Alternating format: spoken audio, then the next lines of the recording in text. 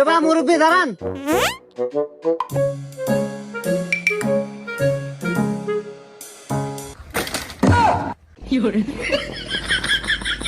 চলবো চলবো চলবো।